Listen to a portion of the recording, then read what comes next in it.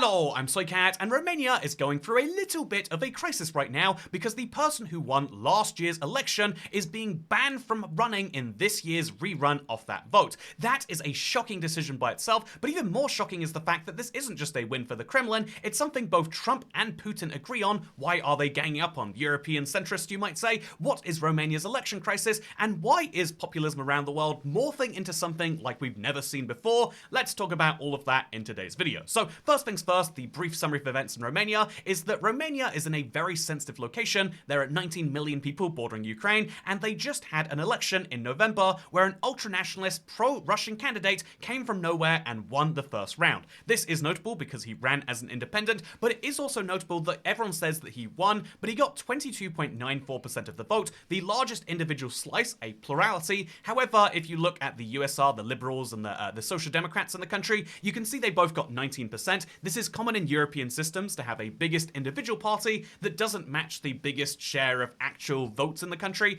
And given that the Romanian system is based on the French one, they had one election to get the last two candidates. In this case, it would have been this guy and this girl. And then they were going to run for a second election 2 weeks later because it's really fun. Not only is the flag of Romania based on France, so too is their presidential election system, apparently. Super, super fun. Also, even more fun is that Romania genuinely is based on the word Roman. I thought that was one like a red herring of history because they're too far apart from Italy, but no, Italian name, French flag, French election system. Incredibly interesting stuff going on there. But while we're talking about Romania, we need to mention that, yeah, they were going to hold a second round, but what happened in the meantime? Well, long story short, there were a lot of accusations because of this coming from nowhere, which doesn't ever look good, but basically what they uncovered were financial irregularities and linked to unsavory characters. In other words, the Constitutional Court of Romania said that, yeah, there was foreign interference, including a massive TikTok campaign, and they suspected this came from Russia. And therefore, because there was presumed foreign interference and campaign rules were broken, they said that they could not rule this election as good, and so the entire election was compromised and must be cancelled, which is a wild thing to say. To say, yeah, we had an election, but there were some TikToks run by some people that influenced things in a way we didn't like, and so we have to cancel the election. Might be within the rules, but it's something that shocks people globally, which is why, I think by itself, having to rerun an election is something that makes people upset. But even further, on this last Sunday, they barred the last winner from running in this next election, and although he has a few days to appeal, it's unlikely he will win that bit. This is something that is a shock. Barring a candidate from, election is something you don't generally do, and despite the fact that he's appealing, the fact that they're expecting it not to go through is something that many would say is the death of democracy, apparently including Mr. Musk, who says if democracy in Romania fails, the entire democratic world will fall too. This is something which is very intriguing because it has led to lots of US figures, including Mr. US Vice President J.D. Vance, but it's a very, very wild situation that you have where Romania has decided to cancel their elections, something which I have to say is, kind of a bad look. This is the messy world of elections, in my opinion, and why it is that democracy can be kind of fragile, maybe being exploited by Russia right now, is that there are lots of rules for running in an election, and some of those rules revolve around like campaign financing and being open and honest about who is funding you, etc. Those are essential rules that we need to have in a democracy. But what happens when someone wins and then later it's turned out they broke one of the rules to win? Here's the thing, it is never going to look good, and I think it looks absolutely atrocious that you say, yeah, well, there were TikToks, and we believe that our voters are not influenced based on the policies and the issues. We think they watch TikToks, and if those TikToks come from Russia, those TikToks actually influence the vote, and so you're kind of saying it's all kind of a sham anyway, that people are, the way people decide on who to vote for is not based on any quality of the underlying arguments, but instead based on who they get advertised to based on, and every single campaign finance law has to run that gambit of what happens when it's too late, someone has already reached a violation, and so apparently the solution in Romania is to nullify the election, which is therefore led to huge disillusionment with the political establishment, and I think this is a big, big, big problem. So what do you do about that? Well, I think that, there's some interesting points here, by the way, that I think Romania is now, as of Ukraine being currently under invaded, they now kind of represent the eastern flank of the EU and of NATO, and it makes this very, very uncomfortable situation where if they are allowed to be Russian influenced, or indeed if they have a very pro-Russia candidate, that makes things very, very tricky for not just the EU, but also for the rest of NATO. This is something which is, I know, good news if you're the sort of person who's out there saying, like, wouldn't it be good if, NATO didn't exist? Wouldn't it be much better if we just went back to a system where Europe was how it was before? But I think for many people, it is a very, very big concern to see, Romania go this way. And so I think now we need to say, there are three issues at hand here. One of these issues is, should someone who is ultra-nationalist and pro what might be seen as your biggest enemy be allowed to run? In general, yes. I think that regardless of what you think about ultra-nationalist politics, or regardless of what you think about this particular person's opinion on, like, I don't know, LGBTQ rights, I thought this was a really interesting... there were all sorts of interesting, interviews about this that, like, yeah, there are lots of people who are like, yeah, I like that this guy is conservative and has orthodox views, it's something you're not allowed to say, but also that apparently 22% of people believe. I think that you should be allowed to run, even if you represent a huge shift in your country's policies, because if Romania genuinely wanted to be super pro-Russia, they should be allowed to have that opinion. If they wanted to go the Serbia path in Europe, or maybe even more darkly, the Ukraine path in Europe, they should, I think everyone in Romania should agree that that's okay too, even if they explicitly really don't want it. But where the messy bit comes is, how do you have election rules that apply after an election has already been held?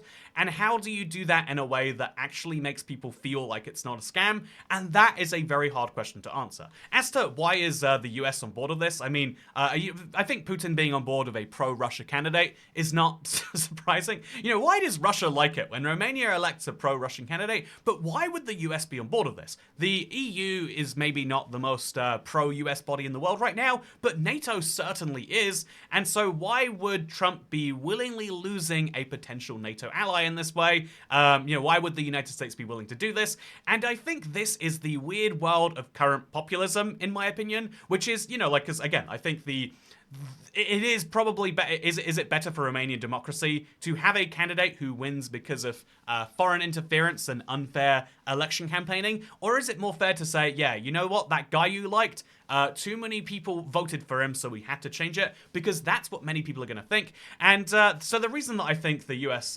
various US politicians are jumping on this, including that one US politician, Mr. Musk, apparently. But the reason that this is like such a big issue is because I think populism has morphed in the last 4 years, maybe in the last 8 years, you could say, in a way that is a little bit strange. So, guess what? We've got our favorite part of the video, MS Paint time. So everyone thinks about the political spectrum as being left-right. On the left, you've got your Labours or your Social Democrats or your Socialists. On the right, you've got your far-right and your populists and your mild conservatives and your Christian Democrats. Like, you've got left and right? And this is how most people understand it. But as you probably know, if you've spent any amount of time online, it's really more of a political compass. There is left and right, which is kind of like how you view inequalities and stuff like that. But there's also the spectrum down here of like liberalism.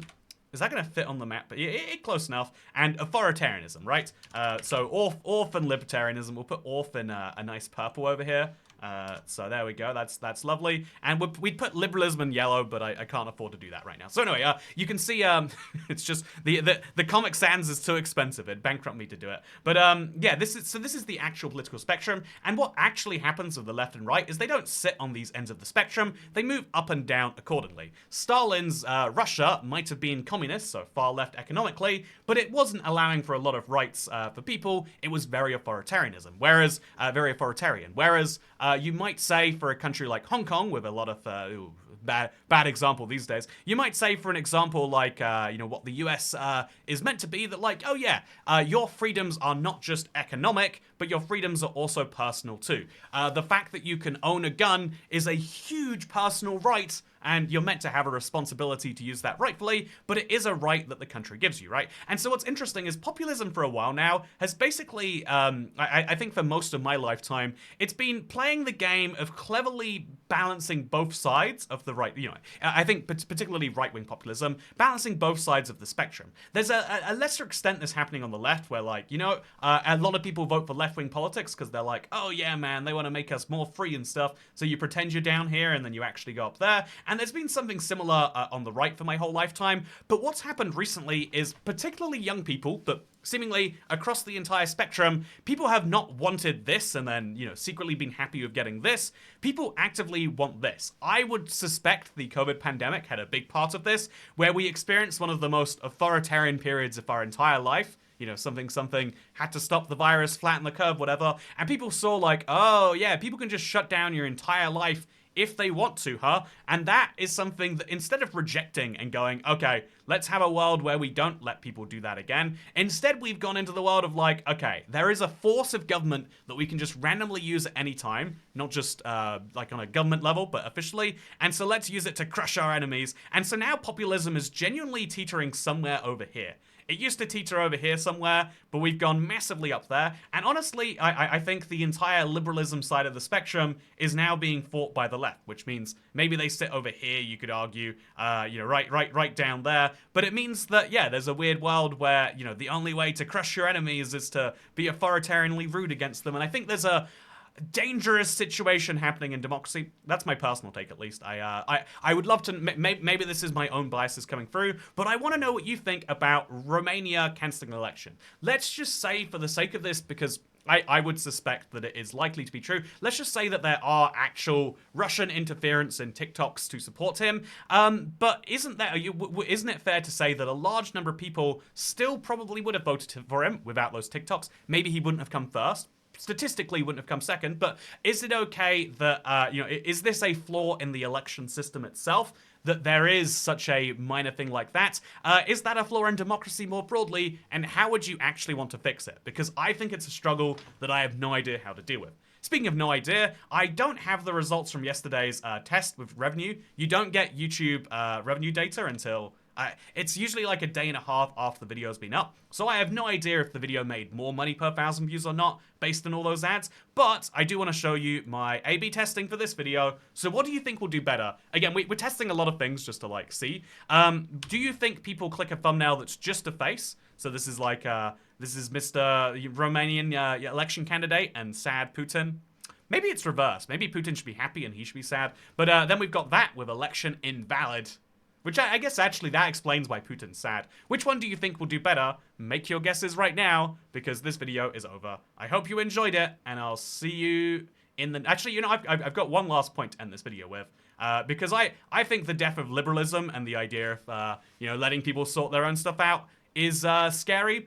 But I also think, interestingly, while we're talking about, like, you know, because one of the key parts of this is like taxes, right? There's the right wing that are like, effectively there is a trade-off to be made. Every piece of power you give to families is power you take from the state. Every piece of power you give to the state is power you take from charities, families, businesses, etc. Acknowledging that trade-off used to be done, but now we just say, look, you can have everything you want all the time, and if you can't have everything you want, it's the woke left. You know, I feel like.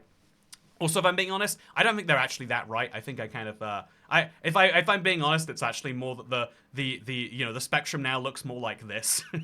I don't think there are actually that many massively right-wing policies happening, besides very particular social ones, but I would also put them in the off-liberalism spectrum. Anyway, so I think the interesting world of politics is something that is dangerous, but also, while we talk about taxes, a point that I didn't make clearly last time I mentioned it is so, if you don't know, there is a Patreon page. You can access it for free. It's linked down below. Great way to support the channel if you want to, though.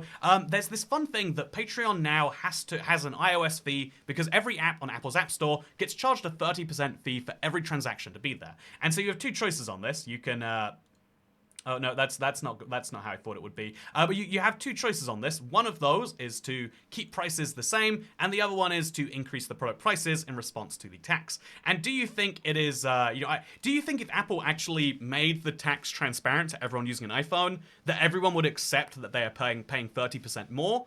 Or do you think people are like, well, I don't care if a developer gets 30% less because of me? The way you frame a tax is so hugely interesting, and that is also true for basically every social right and every economic right.